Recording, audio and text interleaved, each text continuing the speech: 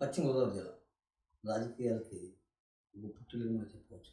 పశ్చిమ గోదావరి జిల్లా రాజకీయాల్లో ఉండి నియోజకవర్గం తెలుగుదేశం పార్టీకి ఒక కంచుకోట.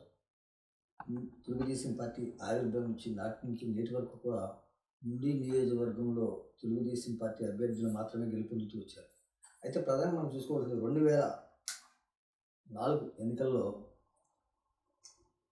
పాతపాటి దివంగత నేత మాజీ ఎమ్మెల్యే పాతపాటి సర్దార్ గారు గెలుపొందడం జరిగింది. ఆ తర్వాత ఆయన వెనక ఇప్పటి వరకు కూడా తెలుగుదేశం పార్టీ అభ్యర్థులు మాత్రమే, అభ్యర్థి ఎవరైనా సరే తెలుగుదేశం పార్టీ గెలుపొందుతూ జరిగింది. అయితే ఈ తెలుగుదేశం పార్టీ గెలుపొందుతుంది, ఇవన్నీ జరుగుతున్నాయి. అయినప్పటికీ కూడా కొన్ని గ్రామాల్లో సమస్యలు ఎక్కడికక్కడ అలాగే ఉన్నాయి. సమస్యలు పరిష్కరించాలని కోరుతూ పరిష్కార మార్గాన్ని వెతుక్కుంటూ ఒక రిటైర్డ్ ఎంప్లాయ్ మాస్టర్ ఆ గ్రామానికి తన శక్తి కొద్ది సేవలు చేస్తూ, ఆ గ్రామంలో తను పుట్టి పెరిగిన గ్రామం కాబట్టి ఆ గ్రామానికి ఎంతో కొంత సేవ చేయాలనే ఉద్దేశంతో రిటైర్మెంట్ అయిన తర్వాత గ్రామ సర్పంచ్గా పోటీ చేసి మన ఎన్నికల్లో గెలుపొందడం జరిగింది. ఆ గ్రామంలో అంటే ఆయన రిటైర్ అయిపోయిన తర్వాత అటు ఆక్వా సాగు చేసుకుంటూ ఇటు సేవా కార్యక్రమాలు చేసుకుంటున్నారు. అయితే పాములపూడి పంచాయతీకి మరింత సేవ చేయాలి, తనతో పాటు తన భార్యను కూడా ఆ సేవా కార్యక్రమంలో భాగస్వాములు చేయాలన్న ఉద్దేశంతో వాళ్ళ భార్యను కూడా రాజకీయాల్లో తీసుకొచ్చి నిలబెట్టి మొన్న జరిగిన పంచాయతీ ఎన్నికల్లో విజయం సాధించారు. అయినప్పటికీ కూడా సమస్యలు అలాగే ఉన్నాయి. ఆ సమస్యలు ఏంటి, ఆ సమస్యల పరిష్కారం ఏ విధంగా ఉంది ఏంటో ఇప్పుడు మనం వాళ్ళని అడిగి తెలుసుకుందాం. ఓకే. ఆ పాములపూడి గ్రామ మాస్టర్ గ్రామానికి చెందిన కేసిన బలుసురావు గారు మాస్టర్, ఆయన సతీమణి శాంతకుమారి గారు కూడా ప్రస్తుతం సర్పంచ్గా చేస్తున్నారు. నమస్తే అండి బలుసురావు మాస్టర్. నమస్కారం సార్. నమస్తే అండి శాంతకుమారి గారు. నమస్తే అండి. మాస్టర్, మీరు మాస్టర్గా ఉపాధ్యాయులుగా సర్వీస్ చేశారు. రిటైర్మెంట్ అయిపోయిన తర్వాత అంటే ప్రశాంతంగా ఉండడానికి ఇష్టపడతారు చాలామంది.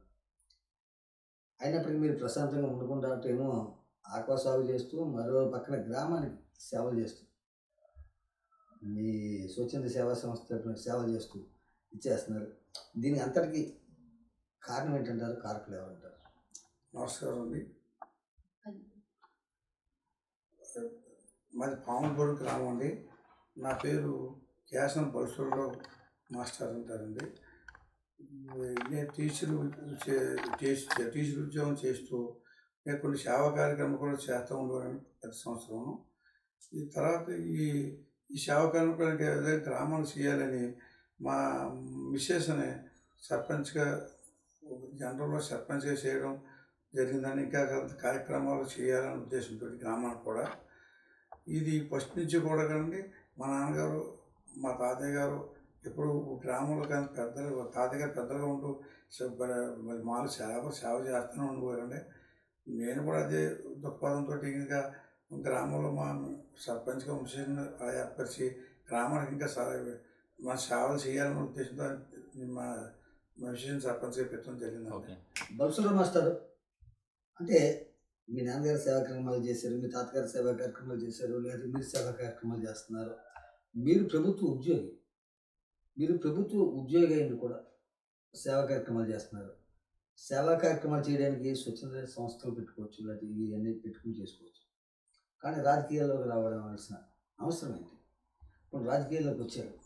రాజకీయాల్లోకి వచ్చినప్పుడు మీ పంచాయతీ మన జరిగిన ఎన్నికలు జనరల్ అయినప్పటికీ కూడా మీరు మీ భార్య శాంతకుమారి గారిని పెట్టి పోటీలో నిలబెట్టారు. అంటే మీరు నిలబడకుండా శాంతకుమారి గారిని నిలబెట్టడానికి గల ప్రధాన కారణం ఏంటి, కారకులు ఎవరంటారు? నేను ప్రభుత్వ ఉద్యోగం కాబట్టి అండి, అది గ్రామానికి సేవా కార్యక్రమం చేయడం జరుగుతుంది. అదేవిధంగా ఇంకా గ్రామంలో ఎక్కువ సేవా కార్యక్రమాలు చేయాలని నేను వ్యవసాయ భూమి ఉంది, భూమి చేసుకుంటూ ఈ గ్రామానికి సేవ చేయటం చేయలేము, అంత న్యాయం చేయలేము అన్న ఉద్దేశంతో మా భార్యని మా భార్య కూడా చాలా ఇష్టం సేవా కార్యక్రమాలు చేయడం. అందుకని ఆవిడ కూడా సేవా కార్యక్రమాలు చేత పాల్గొని బాగా గ్రామంలో సేవ చేయాలనే ఉద్దేశంతోటి ఆమెను సర్పంచ్‌గా నిలబెట్టడం జరిగిందండి.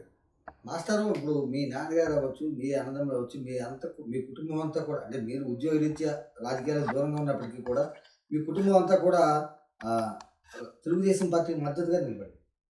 అటువంటిది మొన్న జరిగిన పంచాయతీ ఎన్నికల్లో మీరు వైఎస్ఆర్‌సీపీ పార్టీ నుంచి పోటీ చేసి గెలుపొందారు. తరువాత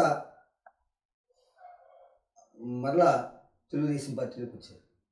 అసలు వైఎస్ఆర్‌సీపీ నుంచి గెలుపొందడానికి గల కారణం ఏంటి? సార్ పండు గారు, మేము తాతలు మా తండ్రుల కానించి ఎప్పుడు తెలుగుదేశం అండి.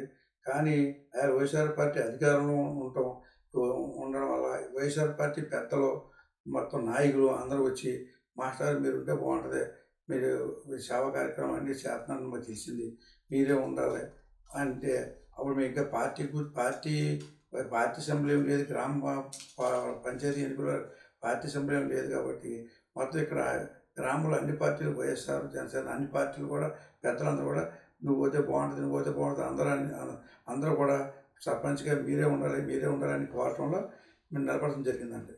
శాంతకుమారి గారు ప్రెసిడెంట్ సర్పంచ్ శాంతకుమారి గారు, మీరు సర్పంచ్‌గా ఎన్నికయ్యి 3.5 సంవత్సరాల కాలం అయింది. ఈ 3.5 సంవత్సరాల కాలంలో పాములపల్లి పంచాయతీకి మీరు ఏం చేశారంటే ఏం చెప్తారు? నమస్కారం పాణి గారు. వైఎస్ఆర్‌సీపీ ప్రభుత్వంలో నేను గ్రామ సర్పంచ్‌గా ఎన్నికయ్యానండి. గత 3 సంవత్సరాలన్నర అయిందండి నేను సర్పంచ్ అయ్యి. ఈ 3 సంవత్సరాలన్నర కూడా మాకు మా గ్రామంలో మైనార్టీ పంచాయతీ మైనార్ పంచాయతీ అండి. ఈ మైనార్ పంచాయతీకి కూడా కేంద్ర ప్రభుత్వం నిధులు కానీ రాష్ట్ర ప్రభుత్వం నిధులు కానీ మాకు లేకుండా అయిపోయినాయండి. అందుచేత నేను గ్రామాన్ని అభివృద్ధి చేద్దామనేసి అనుకున్నాను. కానీ ఈ నిధులన్నీ లేక అభివృద్ధి కార్యక్రమాలు ఏమి లేకుండా అయిపోయినాయండి. ఈ 3 సంవత్సరాల నుంచి కూడా లాస్ట్లో వైఎస్ఆర్ పివిఎల్ గారు దగ్గరికి వెళ్తే ఆయన నుంచి రైతు భరోసా కానీ డ్రైనేజీలు కానీ చేయడం అయిందండి. లాస్ట్లో వైఎస్ఆర్ ప్రభుత్వం లాస్ట్లో అండి. తెలుగుదేశం ప్రభుత్వం వచ్చిన తర్వాత అండి తెలుగుదేశం ఎమ్మెల్యే గారు రఘురామకృష్ణరాజు గారి సహకారంతో కాలువలు, మంచినీళ్ళు, చెరువులు అవి తవ్వించడం జరిగిందండి ఆయన సహకారంతో.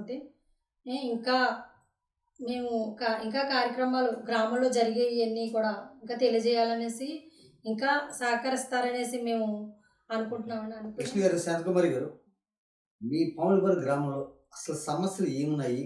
ఇంకా మీరు ఆ సమస్యల్ని ఏ విధంగా పరిష్కరించాలనుకుంటున్నారు ఒకసారి చెప్పండి. మా గ్రామంలో అండి మెయిన్ సమస్య మంచినీటి సమస్య అండి. అవి గత 20 సంవత్సరాలు అయిపోయిందండి చెరువు తవ్వి. ఇప్పుడు ఎమ్మెల్యే గారి సహకారంతో చెరువు కూడా తవ్వించాలని కోరుకుంటున్నాను. అలాగే శ్మశాన వాటికి కూడా లేదండి. ఆ శ్మశాన వాటికి కూడా దారి వంతెన కట్టించాలని ఎమ్మెల్యే గారి సహకారంతో వంతెన కట్టించాలనేసి కోరుకుంటున్నాం. మా గ్రామంలో కూడా డ్రైనేజీ సమస్య, పారిశుద్ధ్య సమస్య బాగా ఎక్కువగా ఉంది. అది కూడా ఎమ్మెల్యే గారి సహకారంతో అవన్నీ చేయాలని కోరుకుంటున్నాను. మాస్టరు, 2014లో అంటే రాష్ట్రం విడిపోయిన తర్వాత చంద్రబాబు నాయుడు గారు ముఖ్యమంత్రి అయ్యారు. చంద్రబాబు గారు ముఖ్యమంత్రి అయిన తర్వాత అటు అమరావతిని, ఇటు పోలవరాన్ని రెండు కూడా అభివృద్ధి చేస్తూ సంక్షేమ కార్యక్రమాలు కూడా నిర్వహిస్తూ ముందుకు సాగుతున్నారు ఆయన. అటువంటి సమయంలో 2019లో జరిగిన ఎన్నికల్లో తెలుగుదేశం పార్టీ ఘోరంగా ఓటమి చెందింది. దీనికి కారణం ఏంటంటారు? కారకులు ఎవరంటారు? 2014 సంవత్సరంలో చంద్రబాబు నాయుడు వచ్చిన తర్వాత అండి 19 వరకు 5 సంవత్సరాల్లోనూ ఆయన పరిపాలన కొద్ది వ్యతిరేకత వచ్చి జగన్మోహన్ రెడ్డి గారిని ఏదో ఈయన కూడా చంద్రబాబు నాయుడు పరిపాలన చూసాం, జగన్మోహన్ రెడ్డి గారి పరిపాలన చూస్తారని ఒక్క ఛాన్స్ ఇవ్వమని అడుగుతున్నారు కదా, పోనీ అని ఒక్క ఛాన్స్ ఇవ్వాలని జగన్మోహన్ రెడ్డి గారికి ఓట్లు వేసి రాజశేఖర్ గారి ద్వారా రాజశేఖర్ మీద అభిమానంతో జగన్మోహన్ రెడ్డి గారికి ఒక ఛాన్స్ ఇచ్చి నెగ్గించారు గ్రామం మొత్తం రాష్ట్ర ప్రజలు. శాంతకుమారి గారు 2000 అంటే జగన్మోహన్ రెడ్డి గారు అధికారంలోకి వచ్చిన తర్వాత వాలంటీర్ వ్యవస్థ, విద్యా వ్యవస్థ ద్వారా వ్యవస్థల్ని ప్రవేశపెట్టి నవరత్నాలు అనే పథకాలని ప్రవేశపెట్టి ఆ పథకాలని, సంక్షేమ పథకాలని ప్రజలకు నేరుగా అందించారు. అయినప్పటికీ మనం జరిగిన ఎన్నికలు ఆయన ఘోరంగా ఓటమి ఉంది. దీనికి కారణం ఏంటంటారు? కారకులు ఎవరంటారు? జగన్మోహన్ రెడ్డి ఓటమి కారణం ఆ, గత ఈ 3 సంవత్సరాల నుంచి కూడా ఆ, ఒక గ్రామ సర్ ఒక ఎన్నికలు ఒక ఎమ్మెల్యే గారు కానీ, ఎంపీ కానీ, జడ్పీటీసీ కానీ, ఒక సర్పంచ్ కానీ ఏ అధికారంలో వాళ్ళు నిలబడతారండి, వార్డ్ మెంబర్స్ కానీ ఎవరు అధికారం వాళ్ళకి ఇవ్వకుండా ఉండడం వల్లే మనకి ఈ అధికారాలు లేకుండా చేయడం వల్లే అందరూ ఇప్పుడు ఏ పంచాయతీకి కూడా మా గ్రామానికి వచ్చినప్పటికి పంచాయతీ ఏ చేయవలసిన వాలంటీర్లు పెట్టడం, వాలంటీర్ల ద్వారా సచివాలయం ద్వారా చేయించడం వల్ల గ్రామ సర్పంచులకు కూడా అధికారాలు లేకపోవడం వల్ల, వార్డ్ మెంబర్స్ కూడా వాళ్ళకి ఉన్న అధికారాలు వాళ్ళకి లేకపోవడం వల్ల, జడ్పీటీసీ అయినా సరే, ఎమ్మెల్యే గారైనా సరే వాళ్ళకి అధికారాలు వాళ్ళకి లేకపోవడం వల్లే ఈ ఈ ఓటమికి కారణం. వైఎస్ఆర్ ప్రభుత్వం ఓటమికి కారణం జగన్మోహన్ రెడ్డి గారి ఓటమి ప్రధాన కారణం వాలంటీర్ వ్యవస్థ, సచివాలయ వ్యవస్థలే అని జగమెరిగిన సత్యం. ఇప్పుడు మేడం గారు సర్పంచ్ శాంతకుమారి గారికి కూడా చెప్పేది ఏంటంటే, ప్రతి ఒక్కరికి కూడా కొన్ని అధికారాలు, కొన్ని ఇవి ఉంటాయి. సర్పంచ్గా పోటీ చేసి అంటే ఒక పోటీలో దిగిన తర్వాత కొంత ఖర్చుతో కూడుకున్న వ్యవహారం. అంత ఖర్చు పెట్టి మేము సర్పంచ్గా అయిన తర్వాత కూడా మాకు అధికారాలు లేకుండా జగన్మోహన్ రెడ్డి గారు లాగేసుకుని ఆ అధికారాలని సమస్తం కూడా వాలంటీర్లకి, సచివాలయ వ్యవస్థలకి అప్పగించడం వల్లే జగన్మోహన్ రెడ్డి గారు ఓటమి పాలయ్యారు అంటారు. అంతేనండి శాంతకుమారి గారు? అంటే కనీసం మిమ్మల్ని మీ దగ్గరికి వచ్చి ఎవరో కార్డు అడిగేవారు కాదు, లేకపోతే ఏమో పెన్షన్ అడిగేవారు కాదండి? అడగలేదండి. అసలు ఎవరో వచ్చి ఒక గ్రామ సర్పంచ్గా ఏమి అడగడం కానీ జరిగేది కాదండి ఆ ప్రభుత్వంలో. ఎమ్మెల్యేలకే ఇంకా లేదండి, ఇంకా మిమ్మల్ని అడుగుతారు. ఆ ప్రభుత్వంలో ఇంకా ఓటమి ప్రధాన కారణం ఏంటంటారు? ఈ గ్రామ అభివృద్ధి కార్యక్రమాలు లేకపోవడం వల్ల అండి, గ్రామానికి నిధులు అవి లేకపోవడం వల్ల. అంటే పంచాయతీ నిధులు అడుగుతుందండి. నిధుల వల్లే కదండి మేము గ్రామాన్ని అభివృద్ధి కార్యక్రమాలు చేసుకోవడం, ఏ కార్యక్రమాలైనా చేయడం. ఆ గ్రామ కార్యక్రమాలు లేకపోవడం వల్ల కూడా సర్పంచులకి చాలా మందికి కూడా. ఇప్పుడు కూటమి ప్రభుత్వం వచ్చిందండి. కూటమి ప్రభుత్వం వచ్చి 6 నెలలు కాదండి. ఈ 6 నెలల కాలంలో మీ పంచాయతీలకు కొన్ని నిధులు వచ్చినాయి. ఈ పంచాయతీలకి నిధులు వచ్చినాయండి? వచ్చినాయండి. మరి మీరు ఆ నిధులతోటి మీరేమైనా కార్యక్రమాలు ఏం చేస్తున్నారా? ఈ ప్రభుత్వం వచ్చిన తర్వాత కాలాలు, మురికి కాలాలు అయినా సరే దొరపటక్క తీయించడం జరుగుతుంది. మన ఎమ్మెల్యే గారు రఘురామకృష్ణ గారు సహకారంతో అన్ని కాలువల ప్రక్షాళన బాగా చేస్తున్నారండి. తర్వాత మన గ్రామంలో కూడా ఎన్ఆర్జీసీ వచ్చిన నిధులు కూడా రోడ్లు, డ్రైనేజీలు అవి చేయడం జరుగుతుందండి. అలాగే ఇంకా గ్రామాన్ని అభివృద్ధి కార్యక్రమాల్లో ఇంకా అభివృద్ధి చేయాలనేది మా కోరిక. శాంతకుమారి గారు, ఇప్పుడు ఒక మహిళా సర్పంచ్గా మీరు పనిచేస్తున్నారు. అధికారుల దగ్గర నుంచి కానీ, లేకపోతే మిగతా ప్రజాప్రతినిధులుగా ఎవరైతే ఉన్నారో, ఎమ్మెల్యే గారు అవ్వచ్చు, ఎంపీ గారు అవ్వచ్చు, ఇటువంటి జడ్పీటీసీ గారు అవ్వచ్చు, లేకపోతే అధికారులు అయినటువంటి గ్రామ కార్యదర్శి కానీ, ఎంఆర్ఓ కానీ, ఎండిఓ కానీ, యూఓపీఆర్ కానీ, ఇటువంటి వాళ్ళ దగ్గర నుంచి మీకు సహకారం ఎలా ఉంది? ఎంపీటీసీలు కానీ, ఎంపీటీసీలు కానీ, సర్పంచ్లు కానీ, మహిళలు ఎవరైనా కావచ్చండి. నేనే గ్రామ సర్పంచ్ మహిళని అయ్యానండి.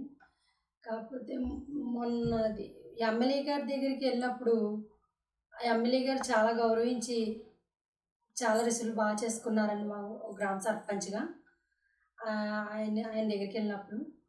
అలాగే మిగతా అధికారుల దగ్గరికి వెళ్ళినప్పుడు ఏదన్నా ఏ సమస్యల గురించి ఏట్ల గురించి అయినా వెళ్ళి అడిగినప్పుడు కానీ అవి రిసీవ్లు సమాధానం సరిగ్గా రావట్లేదండి. ఊళ్ళో అపోజిట్ లీడర్లు కూడా, మా గ్రామంలో అపోజిట్ లీడర్లు కూడా మా గ్రామ సర్పంచి గ్రా గ్రామ సెక్రటరీ ఆయన ఇన్ఛార్జ్లండి, మాకు సెక్రటరీ లేరు. ఇన్ఛార్జ్ కింద ఉన్నారండి సెక్రటరీలు. వాళ్ళు అపోజిట్ లీడర్లని వాళ్ళ మాటలు ఇచ్చుకుని వాళ్ళ నాయకత్వంలో వెళ్తున్నారండి. ఇప్పుడు పంచాయతీ సెక్రటరీ కూడా మీ మాట వింటలేదు అంటారు, వినట్లేదండి. మరి ఎవరు మాట వింటున్నారు? వాళ్ళు అపోజిట్ లీడర్లు మీ అపోజిషన్ లీడర్ అంటే మీ మీద ఓడిపోయిన వాళ్ళు మాట వింటున్నారు. మరి కారణం ఏంటంటారు? మీరు ఎమ్మెల్యే దృష్టికి తీసుకెళ్ళారు ఈ విషయాన్ని? తీసుకెళ్ళలేదండి. అంటే మేము ఇదే ఫస్ట్ టైం కదా అనేసి, నగ్గి ఒక 6 నెలలు అవుతుంది కదా, అప్పుడే ఎందుకులే అనేసి, గొడవల సమస్యలు ఆయన దగ్గరికి ఎందుకులే అనేసి, తర్వాత తాతీగా చెప్దాంలే అనేసి, మళ్ళీ వెళ్ళినప్పుడు చెప్దాంలే అనేసి ఇంకా నేను ఇప్పటివరకు ఆగానండి.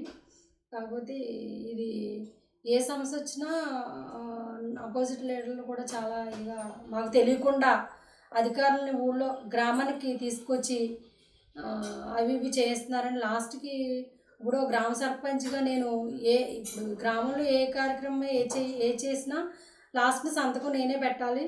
అది మరి ఇప్పుడు అది నాకు తెలియకుండా జరుగుతుంది. సంతకం పెట్టనంటే అది ఎంతవరకు వెళ్తుందండి? అది అలాగా ఒక సర్పంచ్ లేడీ అనేసి చిన్న చూపు చూసి ఏ జరిగినా సరే అధికారులు కూడా నాకు అంత స్పందన ఇవ్వట్లేదండి.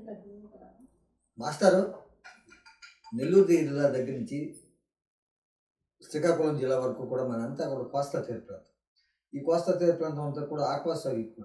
ఈ ఆక్వా సాగులో అనగానే మనకి ప్రకృతి వైపరీత్యాల మీద ఆధారపడి ఉంటుంది ఈ ఆక్వా సాగు. నెల్లూరు ప్రకాశం, గుంటూరు జిల్లాల్లో మిర్చి రైతులకు కూల్ స్టోరేజ్లు ఉంటాయి. ఆ విధంగా ఈ కోస్తా తీరం అంతా కూడా నెల్లూరు దగ్గర నుంచి శ్రీకాకుళం వరకు కూడా ఈ ఆక్వా రైతులందరికీ కూడా కోల్డ్ స్టోరేజ్లు పెడితే అసలు ఏమైనా ఉపయోగం ఉంటుందంటారా, ఉండదంటారా? ఆక్వా సాగు విషయంలో అండి, మన పశ్చిమ గోదావరి జిల్లా, కృష్ణా జిల్లా, తూర్పుగోదావరి జిల్లా ఆక్వా సాగు ఎక్కువ అండి బాగా. ఈ ఆక్వా సాగు విషయంలో స్టోరేజ్లో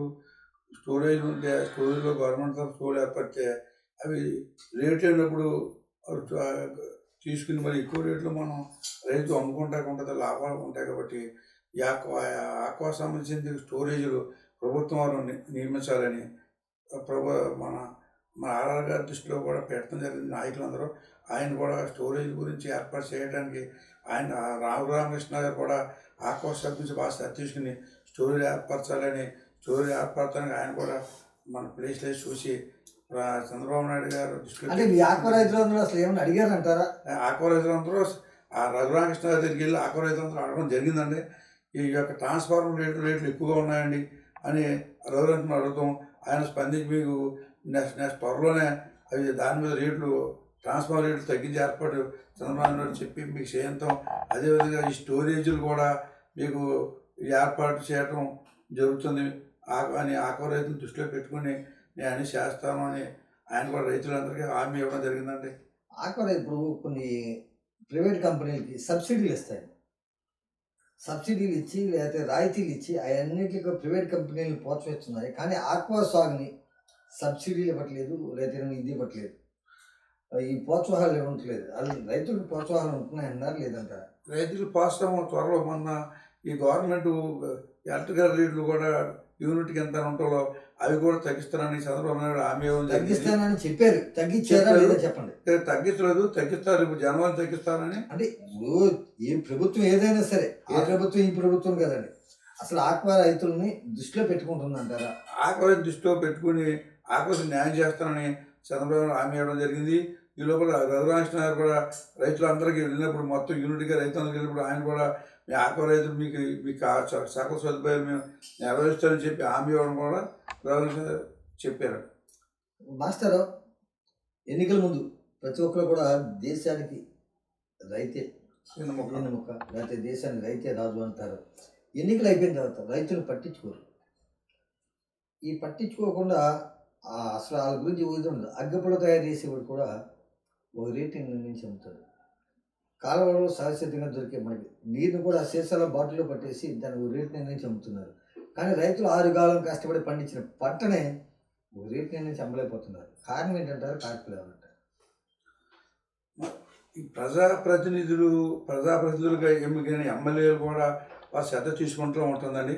మా ఉండి నియోజకవర్గంలో ఈ కాలంలోనూ మన కాలమండలం ఏదో మన ఆపిడి మండలంలో కూడా ఈ డ్రైనేజీలో తూడు తొలగించి మొత్తం తొలగించి అని ఏర్పాటు రఘురాష్ట్రంలో చేయడం వల్ల మన ఆయన వర్షాలకు పాల్గొని ఇప్పుడు మునిగిపోయేదండి. మా గ్రామం మొత్తం మునిగిపోయేది రోడ్డు నుంచి.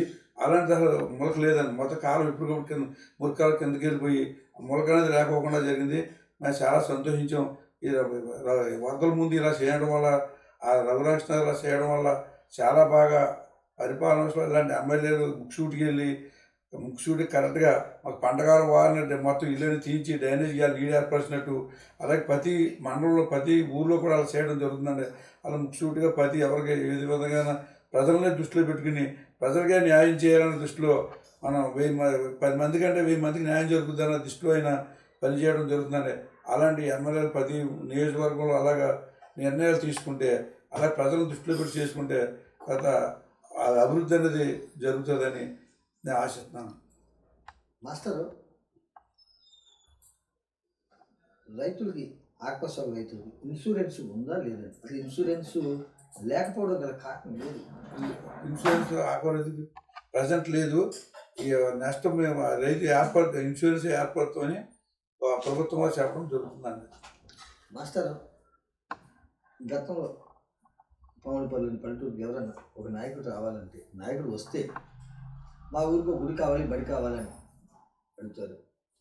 కానీ ఈ రోజున ఎవరైనా నాయకుడు వస్తే మా ఊరికి వృద్ధాశ్రమం కావాలని అడుగుతున్నారు. అంటే పిల్లలు ఉండగానే తల్లిదండ్రులు వృద్ధాశ్రమాల్లో ఉన్నారు. దీనికి కారణం ఏంటంటారు? కారణం అది పైనుంచి వచ్చి తల్లిదండ్రులు మనం చూస్తాం, తల్లిదండ్రులు పిల్లల చూతంలోను, అలాగే మళ్ళీ వాళ్ళ పిల్లలు మళ్ళీ చూతంలో వంశపారంపర్యంగా తల్లిదండ్రులు చూడాలన్నది శ్రద్ధ మన పిల్లల్లో ఉండాలండి. అది పైనుంచి తల్లిదండ్రుల నుంచి కూడా కొద్ది వస్తుంది. అలాగే ఏంటంటే తల్లిదండ్రుల తర్వాత ఈవేళ మనం జన్మనిచ్చిన ఇవాళ తల్లి మనకి జన్మనిచ్చిన తల్లి మన ముఖ్యం, తండ్రి ముఖ్యం అనేది మన మిగతా జనంలో రావాలండి. అది ప్రోత్సాహంగా చెప్పాలి. కానీ వృద్ధాశ్రమం ఏర్పాటు చేయడం జరుగుతుందని ఈ మధ్యలో వృద్ధాశ్రమం దేవాలయం 2 ఏర్పాటు చేయాలండి. దేవాలయం 8 ఉన్నాయి. 8 మొత్తం వృద్ధాశ్రమాలు ఇంకా పెంచుతాం, ఇంకా పెడతామని. అది వృద్ధాశ్రమాలు ఎందుకండి? ఎందుకనంటే ఇప్పుడు పిల్లలు తల్లిదండ్రులు చూడరంటారా? తల్లిదండ్రులు వృద్ధాశ్రమాలు ప్రోత్సహిస్తున్నారా? వృద్ధాశ్రమం మేము ప్రోత్సహిస్తాం అంటే వాళ్ళ గురించి మన మనసులోను నాలో బాగా ఉండదంటే వాళ్ళని చూసి జాలి చేసి ఎవరన్నా లేని వాళ్ళు ఉంటే మనం హాస్పిటల్కి తీసుకెళ్ళమనేది ఇక్కడ మేము చెబుతాంటే మాజీ సర్పంచ్ ఇక్కడ మీరు మనం చేస్తున్నామని కాదండి. ఒకే ఇంట్లో 4-5 పిల్లలు ఉంటున్నారు. తల్లిదండ్రులు వాటాలు వేసుకుంటున్నారు. అదవుతుందా మీకు? బతుకున్నగా భోజనం పెట్టలేని పిల్లలు వాళ్ళు చనిపోయిన తర్వాత 4000 మందికి 40 రకాల పిండి వంటలతో 4000 మంది భోజనాలు పెడుతున్నారు. దీన్ని ఎలా చూడొచ్చు అంటారు? అది బతికొండగా చూడని తర్వాత చేతనం చెప్పి ప్రజలో వచ్చింది ఆ విషయం. బతికొండగానే మనం తల్లిదండ్రులు చూడాలనేది మనం ఒక మనం కూడా కదంతా విలేజ్లో ఏదో తల్లిదండ్రులు చూడాలి, తల్లిదండ్రులు లేకపోతే జన్మచ్చిన తల్లిదండ్రులు చూడాలనేది అది ఇన్స్పిరేషన్ కల్పించాలని, ఇలాగా ప్రతి జనంలో కల్పించాలని నా ఊహ.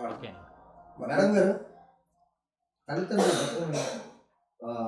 పిల్లలందరూ ఉండగానే తల్లిదండ్రులు వృద్ధాశ్రమాలు ఉంటున్నారు. దీనికి అది కారణం ఏంటంటారు? కార్యక్రమం. అదేవిధంగా పిల్లల నుండి కూడా తల్లిదండ్రులకి 4 రోజులు భోజనం పెట్టలేని పిల్లలు తల్లిదండ్రుల మరణాంతరం 40 రకాల పిండి వంటలతోటి పెద్ద వేడుకగా జరుపుతున్నారు. దీన్ని ఎలా చూడాలంటారు?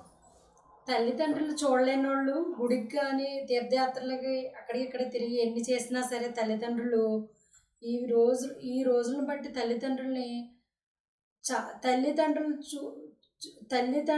చూడడం అంటే మనం గుళ్ళు ఆ పరమేశ్వరుడు పార్వతీదేవిని పరమేశ్వరుడిని మొక్కునట్టే ఓ తల్లిదండ్రులను చూడడం. కాకపోతే ఈ రోజుని బట్టి మనం మన ఉన్న ఈ రోజుల్లోనూ తల్లిదండ్రులను కూడా చూడకుండా వృద్ధాశ్రమంలో పంపించడాలు అవి చేస్తున్నారని అది తప్పండి. అది ఈ ఈ ఈ మన మన మన మనం చేసే తీర్థయాత్రలు, గుళ్ళు, గోపురాలు అవి తిరగడం కాదండి. తల్లిదండ్రుల్ని శుభ్రంగా చూసుకోవడం, 2 పూట్ల జా భోజనం పెట్టుకోవడం, వాళ్ళ ఆరోగ్య విషయాలు అవి చూసుకోవడం, వాళ్ళ ఉన్నన్నాళ్ళు శుభ్రంగా మన జన్మిచ్చిన తల్లిదండ్రులు లాంటి వాళ్ళని ఎంత చాలా ఇదిగా అసలు చూసుకోవాలి. మన ఉండి నియోజకవర్గ ఎమ్మెల్యే గారు రఘురామకృష్ణరాజు గారికి, తెలుగుదేశం, జనసేన, బీజేపీ నాయకులకు, కార్యకర్తలకు, మా గ్రామ ప్రజలందరికీ నూతన సంవత్సర శుభాకాంక్షలు, సంక్రాంతి శుభాకాంక్షలు.